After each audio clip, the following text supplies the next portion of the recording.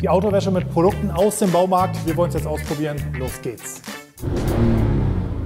Im ersten Teil haben wir euch die ganzen Produkte hier vorgestellt, die ich im Baumarkt alle gekauft habe, haben über jedes einzelne Produkt gesprochen und ich habe euch erzählt, warum ich das Produkt gekauft habe und was es gekostet hat. Jetzt geht es an die Wäsche. Jetzt wollen wir die Produkte ausprobieren. Wir nehmen euch da mal mit und starten als allererstes mit den Felgen.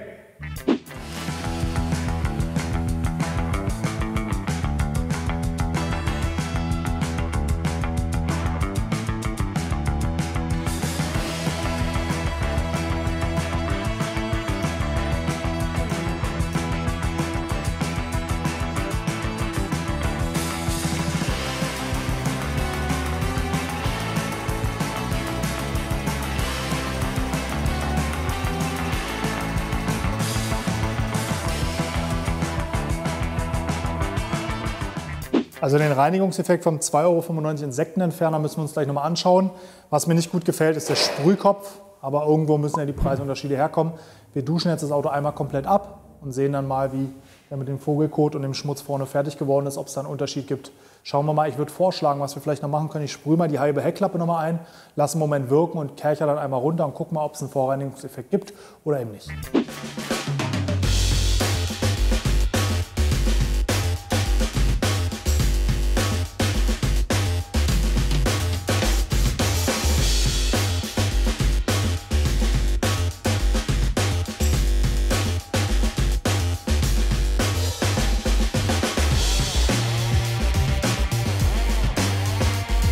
Vor dem Ding habe ich ein bisschen Angst.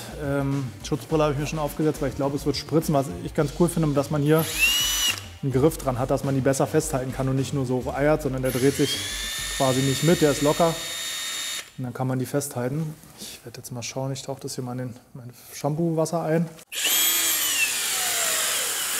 Also ich mache es jetzt hier nur, weil das die Freigabe von dem Limo ist und er sagt, es ist egal bei meinen Felgen, also probiere es aus. Also vielleicht nicht gleich zu Hause nachmachen, erst auf mein Fazit warten.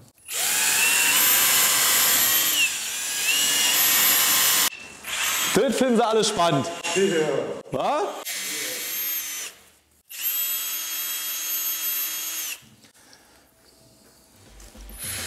Nee, das lassen wir. Also ich muss tatsächlich sagen, das Handling, außer dass ich komplett voll gespritzt bin, also bitte nicht mit Felgenreiniger auf den Felgen machen. Aber abgesehen davon, man kommt hier echt gut rein und macht quasi die ganze Felge ohne weitere Bewegung sauber. Das Ding ist natürlich relativ hart. Ein bisschen härter als jetzt bei so einer EZ Detail Brush. Also ich sag mal, bei wirklich Felgen, die durch sind, also was heißt durch sind, wo es jetzt nicht drauf ankommt, so ganz normale Alufelgen für einen Daily, für einen nicht besonders gepflegten Wagen. Ich glaube, das Ding hat tatsächlich eine Daseinsberechtigung. Also es macht, was es soll. Es ist super schnell, es ist super einfach. Ich komme sogar hier ein Stück weit ins Bett rein. Also wenn ich hier durchfasse, reichen die Borsten bis unter die Bremsscheibe. Und das sieht man auch, sehe ich auch, wenn ich hier reingucke. Also die Felge, das Felgenbett wird innen auch sauber. Gut, 25 € ist natürlich ein stolzer Preis für gepflegte Felgen. Wie gesagt, nee. Aber generell auch wieder das Thema, wer eine Felgenversiegelung hat, braucht diesen ganzen Quatsch nicht. Der geht einmal mit einem Shampoo, Wasser und einem Pinsel einmal außen lang, einmal innen lang, spült ab. Ende Gelände. Braucht auch nicht den ganzen Felgenreiniger. Ich habe jetzt für 4 Smart-Felgen, weil die so dreckig waren, eine halbe Flasche Felgenreiniger verbraucht. Also da wieder der Appell, lasst eure oder versiegelt eure Felgen. Aber ansonsten, im Großen und Ganzen, ich mache es jetzt noch bei den anderen Felgen, ich glaube, das Ding tut tatsächlich, was es soll. Wiederhole mich nochmal, bitte nicht für gepflegte, hochglanzpolierte oder so Felgen verwenden. Aber für so normale Alus bei einem Standardauto, also ich habe noch nie so schnell Felgen gereinigt, muss ich sagen. So, wir haben uns jetzt entschieden, wir wollen gerne beide Shampoos ausprobieren. Das heißt, das hier haben wir ja schon gesehen, Schaumkraft extrem gut bei den Felgen. Ich mache mir davon jetzt mal so einen ordentlichen Schluck hier in meine Schaumkanone. Mit der kann ich ja direkt an der Einstellung verdünnen. Das heißt, ich verdünne mir das nicht vor, sondern werde jetzt mal so ein bisschen ausprobieren, welche Verdünnung schönen Schaum erzeugt. Dann werden wir am Ende das Nigrin Minutenwäsche-Shampoo ausprobieren. Ich sage, es ist kein Test, einfach nur ausprobieren und gucken, ob das Trocknen tatsächlich erleichtert, weil wir sehen ja Wasserlache auf dem Auto. Vielleicht ist ja eine Hilfe. Ich fummel mich jetzt erstmal hier mit der Dosierung ein. Wie gesagt, ich kann hier oben für alle, die diese Lanze noch nicht kennen, ist auch unten verlinkt, genauso wie alle anderen Produkte, kann ich mir hier haargenau die Dosierung einstellen, die er aus der Flasche macht. Dazu gibt es eine Skala, die hängt da bei mir an der Wand. Stufe 2 zum Beispiel ist 1:24. Damit würde ich mal starten. Ich denke mal 1:20 für einen Snowfoam könnte eine ganz gute Dosierung sein. Ich gucke mal, was das Schaumbild sagt. Dann geht es an die eigentliche Vorwäsche und dann an die Hauptwäsche. Und dann haben wir hier noch ein paar Produkte. Ich stelle vielleicht die mal weg, die wir schon benutzt haben. Also wir sehen hier wirklich einen Unterschied. Wir fangen mal hier im mittleren Bereich an, wo schon abgetrocknet ist. Der mittlere Bereich ist wirklich noch fast genauso verschmutzt wie vorher. Hierhin wird es schon ein bisschen besser. Das war dieser 2,95 € Insektenentferner. Und hier drüben war der Kaltreiniger, ist immer noch Schmutz, aber deutlich, deutlich weniger Schmutz. Und hier oben an der Scheibe wird es ganz deutlich. Ne, hier haben wir gar nichts gemacht. Hier ist wirklich noch eine richtig dicke Schmutzschicht drauf. Hier sieht man immer noch ganz stark die Bewegung vom Wischer. Und hier sieht man zwar noch den Schatten, weil die Scheibe da beeinträchtigt ist, aber die Scheibe ist schon fast sauber. Also man sieht auf jeden Fall deutlich bessere Reinigungswirkung beim teuren Produkt. Reicht natürlich nicht für eine, jetzt einfach drüber wischen ist jetzt nicht, aber auch hier unten vielleicht nochmal schön der Vergleich zwischen dem schmutzigen und dem mit Motor- und Kaltreiniger behandelten Bereich. Wie gesagt, das Produkt hat so einen pH-Wert von 10,5 nach der Skala, also kann man durchaus auf dem Lack anwenden. Man muss natürlich ein bisschen die Einwirkzeit im Blick halten. Nicht in der Sonne, nicht auf heißen Oberflächen. Und wer unsicher ist, nimmt lieber den neutralen Vorreiniger in Form des Shampoos, der jetzt als nächstes kommt.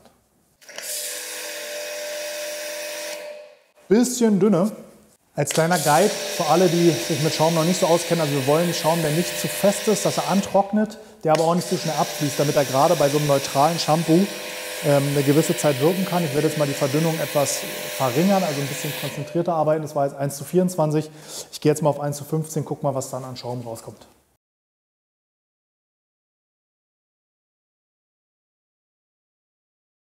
Also das ist auf jeden Fall schon mal ein Schaum, mit dem man definitiv arbeiten kann. Der bleibt einen Moment stehen, läuft immer noch relativ schnell ab, aber damit könnte man schon arbeiten. Meine nächste Verdünnung wäre 1:11. Das halte ich fast für ein bisschen zu viel Material, was dann drauf geht. Aber ich probiere es einfach mal aus, um mal zu gucken, ob wir mit dem Produkt einen schönen, standfesten Schaum hinkriegen würden.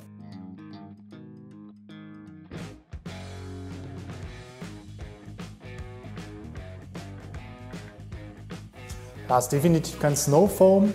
Aber um es jetzt nochmal zu übertreiben, machen wir mal die geringste Verdünnungsstufe 1:7. Weniger kann ich hier nicht einstellen.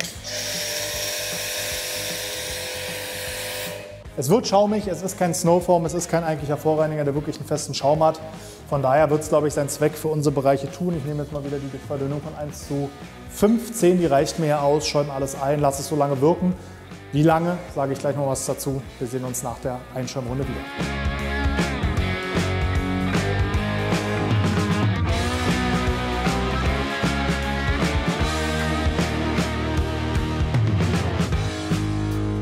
Warum machen wir diese ganze Vorreinigung eigentlich? Wir wollen verhindern, dass wir lose Partikel auf dem Lack haben, die wir abkratzen, damit wir eben keine Kratzer verursachen. Also alle Schritte der Vorreinigung, egal ob ein Insektenentferner, ein Flugrostentferner oder eben ein Vorreiniger, in welcher Form auch immer, sind dazu da, jetzt hier den Dreck zu lösen. Und jetzt sehen wir auch ganz schön, dass das passiert, was ich mir versprochen habe.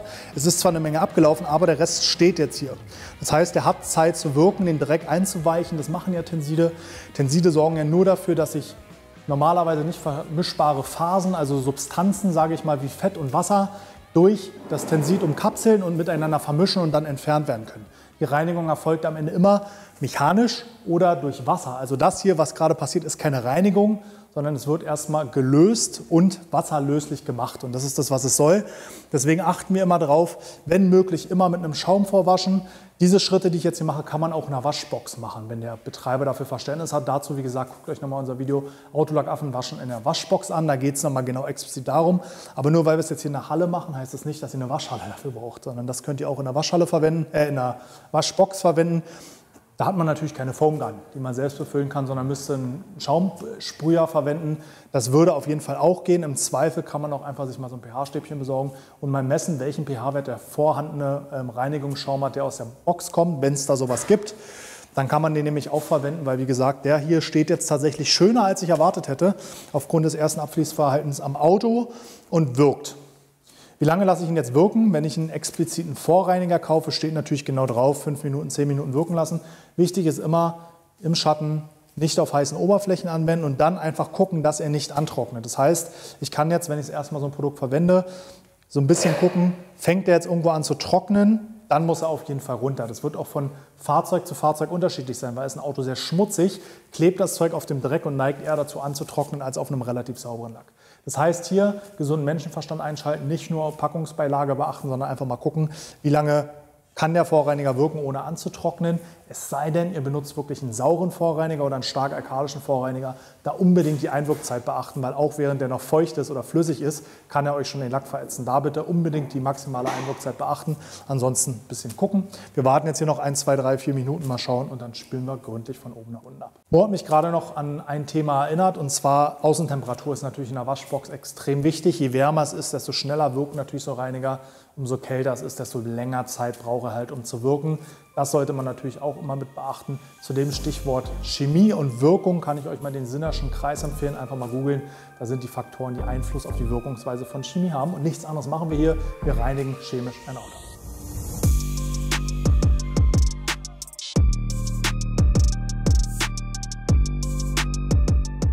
Kommt mal gleich mit ran, ich will euch direkt was zeigen. Erinnert ihr euch noch an den Dreckfilm, der hier nach dem Insektenentferner noch war? Der ist jetzt so gut wie weg und die Scheibe ist schon genauso vorgereinigt wie auf der anderen Seite.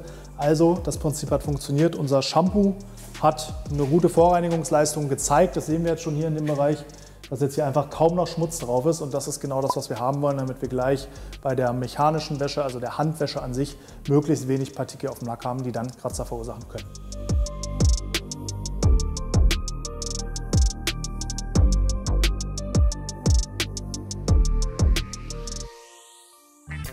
Wir machen 4, weil wir haben 20 Liter Eimer, also nicht wundern. Ich habe mich nicht verrechnet, sondern das mit Absicht.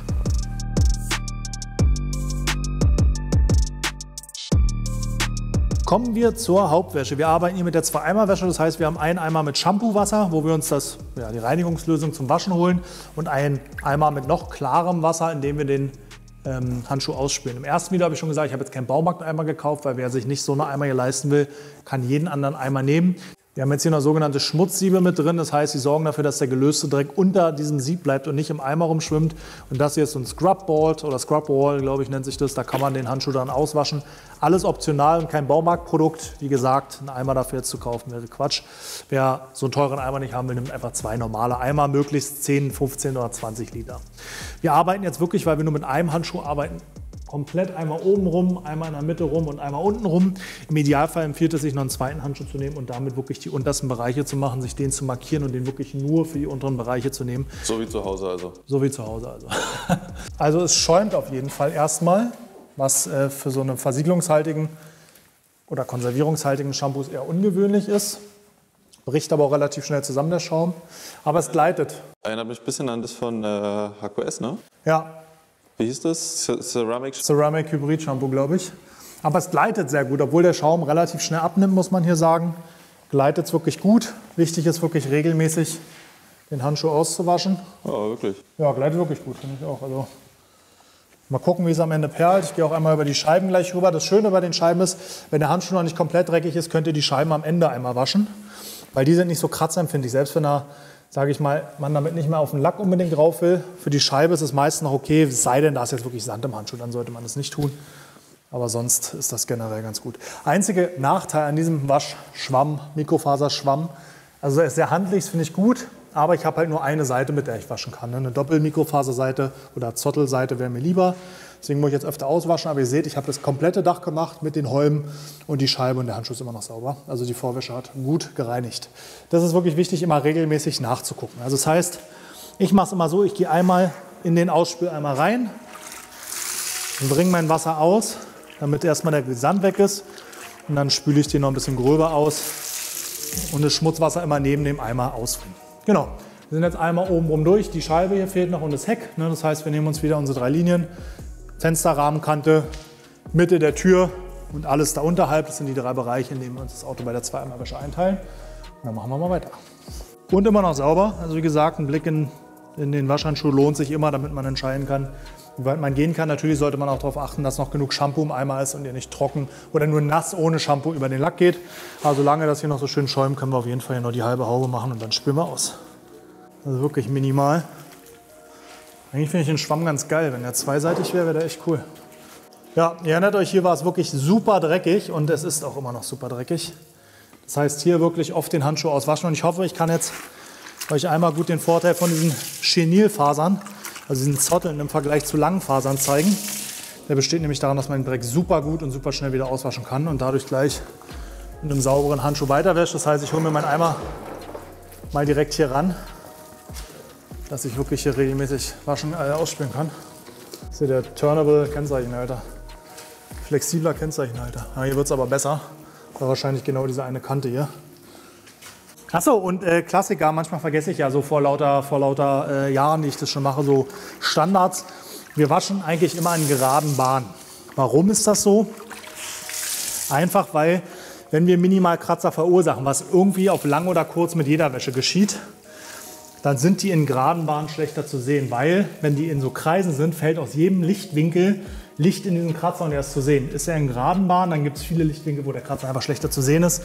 Das ist der Hauptgrund, warum wir beim Waschen keine kreisenden Bewegungen, sondern gerade Bewegungen machen. So, und wenn man sehen will, wie wir hier in unserem Alltag vorgehen beim Autos waschen, sozusagen die Autolackaffen-Waschmethode, gibt es auch ein Video zu. Könnt ihr euch gerne mal anschauen, wie es normalerweise abläuft. Aber selbst für den unteren Bereich, Mo, würde ich sagen, die Vorwäsche hat schon gut gewirkt. Absolut. Bisschen schmutzig noch. Und das ist der einzige Nachteil. Der Schwamm wird irgendwann sehr weich und es wird alles sehr flabberig in der Hand, aber naja. Nicht umsonst ist ein Vorwäschemantra ja weitreichend bekannt. Vorwäsche, Vorwäsche, Vorwäsche. Als allerletztes mache ich dann die ganz Unterkante. Da gehe ich aber noch mal in der 4. Ebene drum, weil da wird es noch mal ordentlich dreckig sein. Und das will ich dann nicht noch mal hier am Lack haben. Deswegen, das kommt ganz am Ende noch mal die Buckelrunde ganz nach unten. Und jetzt seht ihr auch, warum wir den letzten Gang wirklich am Ende ganz unten machen. Weil da kommt natürlich noch mal richtig ordentlich Dreck raus. Und das sollte jetzt maximal noch Kontakt mit der Unterkante des Schwellers, hier in dem Fall sowieso Kunststoff, aber auch so nicht mehr Kontakt unbedingt mit der Lackfläche haben. Dreck oder wie Fahrzeugpflegehersteller sagen, Anhaftung. Anhaftung. Kontamination. So, fertig. Ich auch. Ich muss sagen, diese klassische Zwei-Eimer-Wäsche war jahrelang der Goldstandard in der Fahrzeugpflege. Aber die Multi-Wash-Method, die wir auch in der Autolackaffen-Waschmethode euch zeigen, finde ich deutlich komfortabler. Und das ist hier nur ein Smart. So, jetzt kommt der Moment der Wahrheit. Die Minutenwäsche. Let's go. Kriegen wir gleich einen Wasserfilmaufriss und erleichtern uns das Trocknen auf dem Dach. Also im Idealfall, wir werden jetzt kein extrem krasses Wasserabhärte- und Abfließverhalten haben, aber im Idealfall haben wir nach kurzer Trockenzeit wenig Wasser auf dem Lack. Normalerweise haben wir, oder ihr habt ja gesehen, was da für Wasserlachen auf dem Lack sind. Und wenn wir das nach der Wäsche trocknen müssen, braucht es viel Trockentücher und viel Zeit. Und ich erhoffe mir einfach, dass der Wasserfilm jetzt aufreißt und das Trocknen deutlich komfortabler wird. Vielleicht ähnlich wie bei einem neuen Auto, was jetzt nicht versiegelt ist, aber deutlich leichter. Aber ich würde sagen, das gucken wir uns jetzt mal an.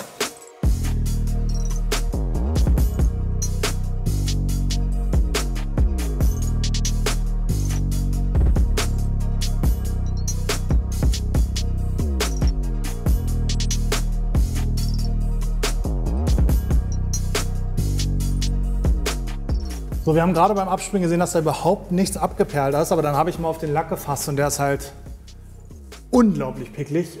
Deswegen, das Auto hier wird aufbereitet, deswegen in diesem Sonderfall würden wir es jetzt, kneten wir es jetzt mal. Damit können wir erstmal simulieren, dass es, sage ich mal, ein normal gepflegtes Auto ist. Die Unterhaltspflege ist immer das Wichtigste, wichtiger als jede Aufbereitung. Deswegen kneten wir den Lack jetzt einmal durch. Dann können wir nämlich simulieren, dass es ein sauberes, normal gepflegtes Auto ist und dann geben wir dem Nigrin noch mal eine Chance. Gehen dann noch mal einmal mit der Wäsche quasi drüber und schauen mal, ob dann ein Beading entsteht.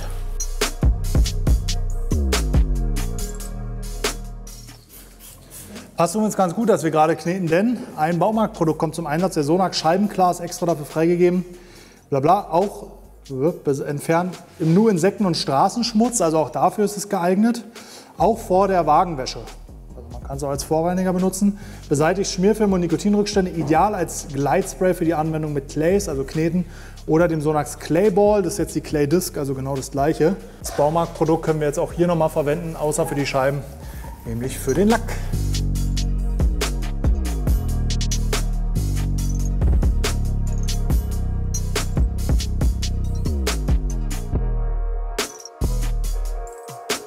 So, ich habe mir jetzt nochmal einen frischen Handschuh geschnappt, ist aber der gleiche. Ich hatte den nochmal frisch gewaschen. Und jetzt gehen wir nochmal mit einem Eimer allerdings, weil der Lack ist jetzt definitiv sauber, einfach nochmal drüber und gucken mal, ob wir jetzt ein Abhärverhalten haben. Wir haben ja gerade beim Abspülen gesehen, dass da gar nichts perlt. Ich würde sagen, Mo, wir machen mal jetzt einmal nur die Hälfte, um zu gucken, ob sich der Aufwand lohnt, das jetzt alles nochmal zu waschen. Wenn ja, machen wir das ganze Auto nochmal. Wenn nicht, dann sparen wir uns die Arbeit. Da passiert gar nichts. Also das sieht genauso aus wie vorher. Ich lasse mal noch einen Moment abziehen. Das ist irgendwann auch so oder so in den Ecken aufgerissen, der Film.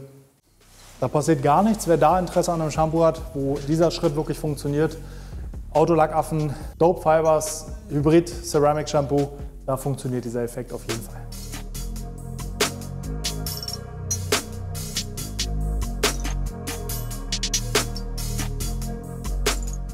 So, also vom Lesen handelt es sich eher um eine Sprühversiegelung als ein Quick Detailer.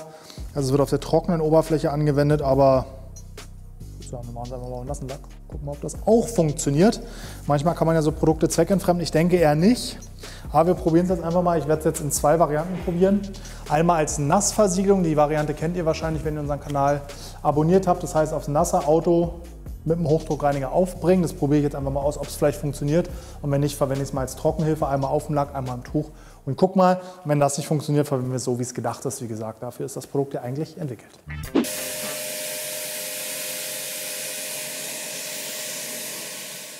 Also als Nassversiegelung kann man schon mal nicht anwenden. Da passiert auch nichts. Ist jetzt nicht so schlimm, wie gesagt, wenn es ein Quick Detailer ist, muss das nicht können. Aber es gibt halt viele Quick Detailer, die das trotzdem können. Also trocknen wir jetzt das Auto mal mit Trockenhilfe. Wenn ich jetzt hier einmal so drüber gehe, ne, das sieht man, das Trockentuch ist nicht mehr das Neueste, ein ganz nagelneues, würde jetzt besser Wasser aufnehmen. Aber insgesamt bei so einem Wasserlachen wäre das Auto halt das Tuch relativ schnell nass, sodass wir viele Tücher brauchen. Das heißt, ich sprühe mir das jetzt ins Tuch rein und hoffe, dass das Trocknen erleichtert, indem es einfach die Oberflächenspannung des Wassers herabsetzt. Und genau das tut es auf jeden Fall jetzt erstmal. Ne? Also wir sehen, die Tür hier ist jetzt schon deutlich besser trocken. Auch jetzt hier unten, wo ich vorher noch nicht war, zieht sich immer noch ein bisschen was nach, aber es zieht deutlich besser weg und das Tuch nimmt es viel besser auf als ganz feucht. Jetzt habe ich hier schon eine ganz nasse Ecke vom Tuch. Eine Sache, die ich jetzt gerade noch erwähnen muss, weil man es natürlich jetzt im Video nicht sieht, ist, hier eine relativ hohe Luftfeuchtigkeit, dadurch, dass draußen irgendwie 0 Grad sind und wir hier drin waschen. Dadurch ist dieser Beschlag auch da. Ne? Also das Auto sieht sehr lange nass aus. Wenn man sieht, dass einfach noch ein Beschlag drauf ist, einfach weil so eine hohe Luftfeuchtigkeit ist. Aber so vom Trocknen, ihr habt drüben die Tür gesehen, geht das hier deutlich besser mit dem Quick Detailer im Tuch. Auch Scheiben könnt ihr damit problemlos trocknen. Das Einzige, was auf der Frontscheibe passieren kann oder auch hier auf der Heckscheibe, wenn ihr die ersten Male den Scheibenwischer einsetzt, könnte es sein, dass es wie nach der Waschstraße dieses leichte Ghosting, also so einen kleinen Film gibt. Das geht aber nach ein paar Mal Wischen weg und beeinträchtigt auch wenn eine halbe Sekunde die Sicht. Also von daher auch kein Problem. Für diejenigen, die das erste Video nicht gesehen haben, Trockentuch habe ich im Baumarkt auch nicht gefunden und wollte kein Leder nehmen, deswegen eins von mir. Insgesamt habe ich sowieso 3 Equipmentteile bzw. 4 mit der Schaumlanze verwendet, die ich dort nicht bekommen habe. Dazu einfach nochmal das erste Video angucken, da erkläre ich alles. Gut, Auto ist trocken und der Lack ist auch relativ glatt. Ich würde sagen, ich hole mir mal ein Wasserpüllchen und gucken mal, ob wir jetzt ein Beading haben. Als Trockenhilfe ist es für mich nicht Fokus Nummer 1, dass wir ein Beading haben nach dem Abtrocknen, sondern das Abtrocknen einfach besser ist, wir vielleicht ein bisschen mehr Glanz haben. Und mal gucken, ob wir dennoch den Bonus eines schönen Abwehrverhaltens haben. Das schauen wir uns jetzt mal an. So, der liebe Mo hatte gerade eine gute Idee. Bevor wir uns das Beading angucken, werde ich jetzt noch einmal die Hälfte der Motorhaube oder das Produkt so anwenden, wie es empfohlen ist. Ich sprühe es mir jetzt mal ins Tuch. Normalerweise soll es ja auf die Oberfläche gesprüht werden, aber davon bin ich eh kein allzu großer Freund. Und trage es jetzt einfach mal auf der Hälfte hier auf. Es riecht auf jeden Fall sehr angenehm. Es erinnert mich wirklich an die Anfangszeiten meiner Autopflegekarriere. Ich poliere das sozusagen streifenfrei aus. Geht auch super, also man sieht schön, wo man war, es zieht weg. Und wir sehen, der Lack ist sehr zerkratzt. Aber wir gucken uns jetzt mal das Beading an. Und zwar Nummer 1 auf der, aber auch da, also wenn man überlegt, was vorher für eine Lachenbildung war, haben wir schon eine tropfenähnliche Form. Jetzt gucken wir mal hier drüben. Ja, gar nicht viel besser, ehrlich gesagt. Ja, aber wir haben auf jeden Fall dafür, dass der Lack ziemlich tot war aber ja, Sheeting ist okay. Ja, ist Beading, Sheeting? Beading, Sheeting. Also Beading ist das Wasserabperrverhalten, die Tropfenbildung. Sheeting ist das Wasserabfließverhalten. Ja, ist halt ein, sag ich mal, Oldschool-Produkt. Aber dafür, dass der Lack tot war, ist es auf jeden Fall vorhanden. Und ob ich jetzt noch mal eine extra Schicht drauf machen würde, weiß ich nicht. Aber als Trockenhilfe kann man das definitiv benutzen. Wie gesagt, war der einzige Quick Detailer, den ich so im Baumarkt gefunden habe. Und dafür finde ich das vollkommen in Ordnung.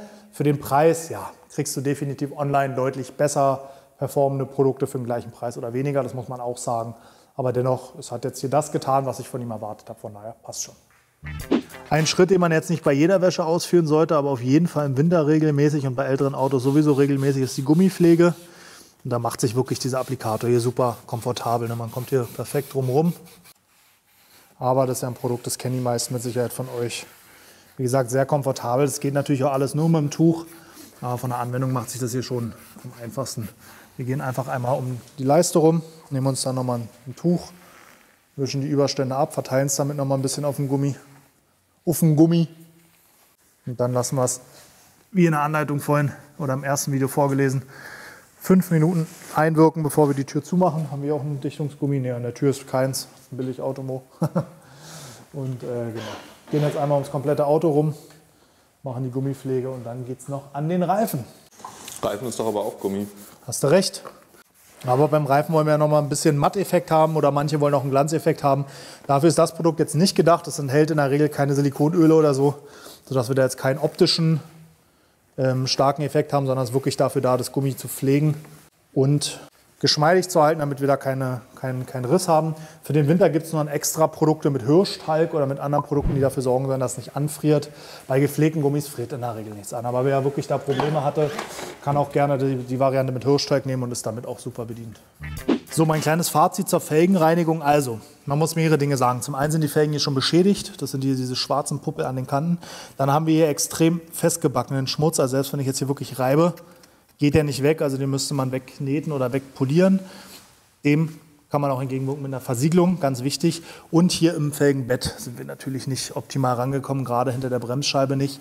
Also da fehlt mir einfach die Felgenbettbürste, unabhängig jetzt von diesem Akkuschrauberteil. Da würde man auch, also da komme ich mit meinen Fingern auch nicht wirklich hin. Ne? Also gerade hier unter der Bremse, hinter der Bremsbacken müsste man das Auto einmal bewegen und bräuchte einfach eine Felgenbettbürste. Das ist so ein bisschen was fehlt. Da wurde ich jetzt leider nicht fündig. Der Felgenreiniger hat gut gewirkt, da wo er war. Man hat auch gesehen, die Felgen waren tiefschwarz und nach dem Abspülen sahen sie deutlich besser aus. Und auch im Bett, aber selbst im hinteren Bereich, da wo ich nicht mit der Bürste rangekommen bin, ist die Felge, da wo der Hochdruckreiniger war, sauber.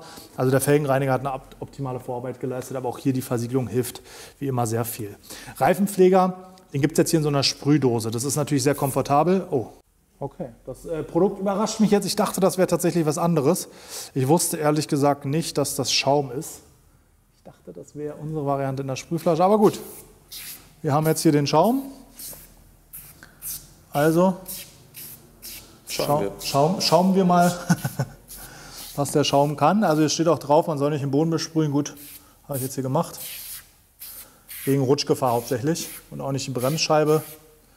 Das habe ich hier tatsächlich nicht gemacht. Ja, man soll den einfach gleichmäßig einsprühen und dann 5 Minuten wirken lassen und gegebenenfalls mit einem Tuch nachwischen. Okay, dann müssen wir uns jetzt von dem Produkt überraschen lassen. Ich wusste nicht, dass es den hier als Schaum gibt. Steht auch nirgendwo, steht nur Reifenpfleger drauf. Nicht auf den Boden sprühen ist übrigens bei dem Schaum hier süß gesagt, weil tropft auf dem Boden. Aber gut, muss man ein bisschen aufpassen wegen Rutschgefahr. Ich kann es immer. Ja, es wird wirklich rutschig. Also da muss man tatsächlich vorsichtig sein. Es wird wirklich rutschig, also im Zweifel in der Garage, wenn man es macht oder wo auch immer. Boden irgendwie mit dem Tuch abdecken oder so. Mal sehen, mein Fazit zum Produkt steht noch aus. Okay, wir haben jetzt ein bisschen mehr als 5 Minuten gewartet und wischen jetzt hier nochmal alles ab. Also matt ist er aktuell noch nicht, aber er ist auch noch sehr feucht. Ne? Das müsste man vielleicht mal abwarten. Dann liefern wir euch nachher nochmal Bilder nach. Also wir machen sie nachher und packen sie dann hier rein nach vielleicht einer halben Stunde oder so. Wie der aussieht, kommt auch wirklich direkt runter. Also er reinigt tatsächlich auch. Ich habe die Felge nämlich absichtlich, weil ich habe zwar nicht gelesen, dass Schaum ist, aber ich habe gelesen, dass auch reinigt, habe ich sie nicht weiter intensiv gewaschen. Von daher jetzt erstmal, das Ergebnis ist echt überraschend gut. Und auch auf der Felge, wo ich hier drauf gesprüht habe, das lasse ich noch mal ein bisschen trocknen, die Kanten hier, die wische ich mal jetzt nicht ab. Und guck mal, ob es Flecken gibt. Im Zweifel wischt man sie einmal ab. Aber so von dem Ergebnis des Rads sieht gut aus. Gerade wenn ihr euch vorher Bilder anguckt von dem Reifen, gefällt mir ganz gut. Ja, ob es jetzt ein Schaum sein muss, weiß ich nicht. Aber das macht, was er soll. Wir lassen ihn nochmal trocknen, packen dann nochmal Bilder drüber für euch. Wir sind am Ende des zweiten Teils angekommen. Wir haben alle Produkte einmal verwendet. Fast alle. Der Teerenferner kam jetzt nicht zum Einsatz, weil wir dafür keinen Verwendungszweck hatten. Wir hatten keine Teerflecken, keine Harzflecken, also nichts, was wir jetzt hätten zeigen können. Deswegen stelle ich den mal weg. Dazu kann ich jetzt nicht so viel sagen, zumindest nicht zu dem konkreten Produkt. Generell Teerenferner von Sonax oder auch anderen Marken haben wir natürlich schon oft verwendet. Aber darum soll es jetzt hier nicht gehen. Ich möchte jetzt noch mal ein kleines Fazit ziehen zu den Produkten, die ich hier ausgesucht habe bzw. gekauft habe. Einen Großteil habe ich ja schon im ersten Video erzählt und jetzt noch mal so mein Fazit aus der Anwendung. Ich fange einfach mal mit meinem Kassenbon noch mal an, von oben nach unten, dass ich nichts vergesse. Performance-Minuten-Shampoo für mich muss ich leider sagen, absoluter Schrott. Wir haben sogar noch mal einen extra Schritt gemacht, das Auto geknetet, also es war glatt wie ein Babypopo. Von daher, mehr kann ich nicht tun. Es hat einfach überhaupt nicht funktioniert. Ja, weiß ich auch nicht genau. Reinigungswirkung 5, Trocknungseffekt 3. Also Reinigungswirkung war okay, Schaumbildung war eher schwach, aber noch okay für ein versiegelungshaltiges Shampoo. Gleitverhalten war gut für ein versiegelungshaltiges Shampoo, aber keine Versiegelung. Von daher für mich, ja, braucht man nicht kaufen, hat sich nicht gelohnt. Waschhandschuh Mikro, ja, das war der, den ich gleich am ersten Video weggeschmissen habe, der mit dieser Topfschwammseite. Guck dir das nochmal an, falls du es noch nicht gesehen hast. Lasse ich jetzt auch außen vor, war absoluter Mist. Sonax scheibenklar, natürlich kann man damit auch einfach Scheiben putzen, funktioniert auch wunderbar. Da macht es ja eher die Technik als der Reiniger, von daher guckt ihr auch nochmal Autolackaffen Scheibenreinigungsmethoden an, falls sich das interessiert. Ansonsten schön bei dem Produkt ist, dass es so vielfältig ist, auch als Gleitmittel, als Insektenentferner auf Scheiben und Co. Angewendet werden kann. Von daher kann man definitiv kaufen, tut, was er soll. Nigrin Hochleistungsbürste, die liegt schon irgendwo da hinten. Also diese Felgen-Akkuschrauberbürste habe ich, glaube ich, genug zugesagt. Also absolut rabiate Methode. Nichts für gepflegte Felgen, eher was für den Daily, der wirklich einfach nur Hauptsache sauber. Ich würde sagen, von der Schonung ähnlich der Waschstraßenfelgenbürste. Hat aber gut funktioniert. Mo guckt mich gerade an, sag, was du dazu denkst. Ich sehe es eher im Agrar- und Baumaschinenbereich. Ja, also er hat getan, was er soll. Er hat die Felge gut sauber gemacht. Er war super gut, also vernünftig anzuwenden, hat gespritzt wie Sau. Es ging aber auch echt schnell, aber hat natürlich in unserem Bereich Hobby, Autopflege, Detailing nichts verloren. Aber er tut auch das, was er soll, und für so einen normalen Anwender, der da sonst irgendwie, keine Ahnung, mit einer, was weiß ich, mit einer Messingbürste rangeht. Ja, das vielleicht nicht, aber mit einer harten Bürste drüber schrubbt oder durch die Waschstraße fährt, kann man das schon machen, für unseren Bereich eher raus. Insektenentferner, ja, also wir haben jetzt hier keinen Test gemacht, sondern so vom Probieren, ihr habt es hinten gesehen, den Dreck konnte er nicht entfernen, auch sogar nicht im Vergleich zu dem Sonax Shampoo. Also von daher, es ist wirklich billig, aber dann nimm lieber nur so ein Shampoo als Vorreiniger. Das kannst du dir meiner Meinung nach sparen, hat jetzt nicht so viel gebracht. Aber wie gesagt, 2,95, da kann man jetzt auch nicht groß meckern, finde ich. Sonax Mikrofaser Waschhandschuh, der ist noch im Eimer. Je schneller man waschen kann, desto besser funktioniert er. Irgendwann weicht der Schwamm extrem auf und dann fängt das alles an, ein bisschen unhandlich zu werden. Aber tut, was er soll, gleitet gut, reinigt gut, lässt sich super auswaschen, kann man wirklich auch kaufen, wenn man keinen Waschhandschuh mag oder haben möchte oder eben nur den bekommt. Teerentferner habe ich gerade was zu gesagt. Sonax Autoshampoo. In der Schaumkanone hat er nicht so doll geschäumt, also wir hatten jetzt wirklich keinen Schaum, wie wir es von Vorreinigern kennen, aber der Schaum hat dann am Ende, der da war, gut gestanden, hat gut gewirkt und hatte eine gute Vorreinigung. Das habt ihr gesehen, als ich mit dem Handschuh gewaschen habe, wie wenig Schmutz da noch auf dem Lack war. Von daher, macht, was es soll, und für den Preis irgendwie von 24 Cent für eine Wäsche und insgesamt für 2 Liter, was hat er gekostet? 7 €. Ja, ist wirklich ein All-Time Classic, kein High-End-Shampoo, aber tut, was es soll, kann man wirklich verwenden und auch gebrauchen. Ich habe jetzt noch einen Rest in meiner Schaumkanone drin, wie gesagt.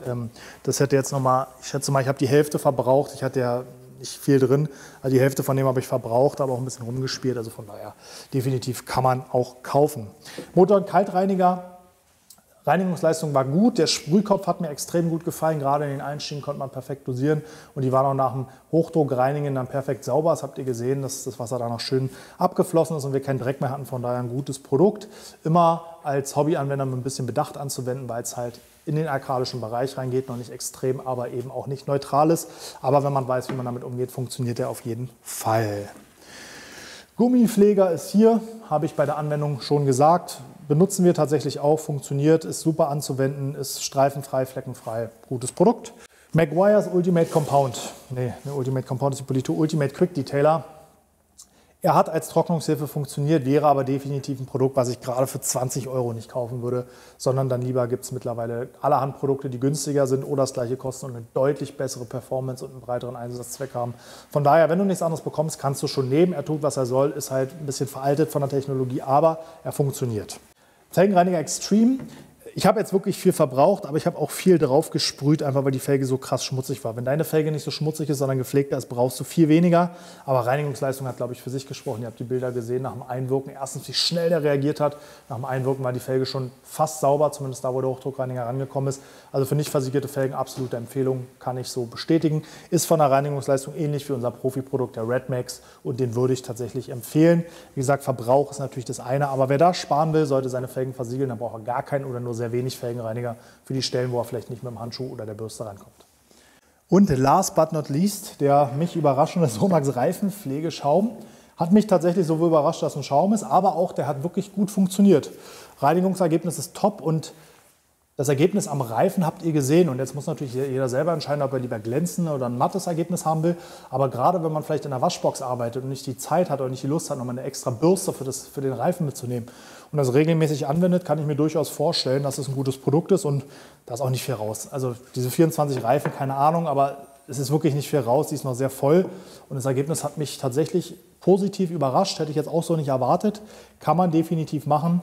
Gerade wenn man sich diesen 2-in-1-Schritt gönnen will und sich die Zeit spart, erst zu reinigen, dann zu pflegen. Und ich musste nicht mal warten, bis der Reifen trocken war. Ich habe es einfach auf den nassen Reifen aufgesprüht, einwirken lassen, einmal nochmal nachgewischt und das Ergebnis kann sich für den Aufwand, finde ich, sehen lassen. In diesem Sinne war es das für unser erstes Video zum Thema Autopflege aus dem Baumarkt. Wenn ihr da noch mehr Lust auf Videos dieser Art habt, vielleicht auch mal aus dem Supermarkt oder andere Themen, Innenraum, Polieren, was auch immer, schreibt gerne mal in die Kommentare, dann machen wir sowas vielleicht mal öfter. Es hat mir mal Spaß gemacht, aber Mo, ich würde vorschlagen, ich habe mir jetzt hier so ein bisschen meine Favoriten schon rausgesucht, vielleicht bringst du mir nächstes Mal einfach was mit und damit muss ich dann sehen, wie ich damit klarkomme. Sehr, sehr gerne. Weiß ich noch nicht, ob das jetzt ein Fehler war, aber wir werden es sehen. Sehen es dann in der nächsten Folge. Der größte Fehler deines Lebens. Danke fürs Zuschauen, abonniert den Kanal, drückt auch auf die Glocke, damit ihr kein Video mehr verpasst. Bis zum nächsten Mal. Haut rein!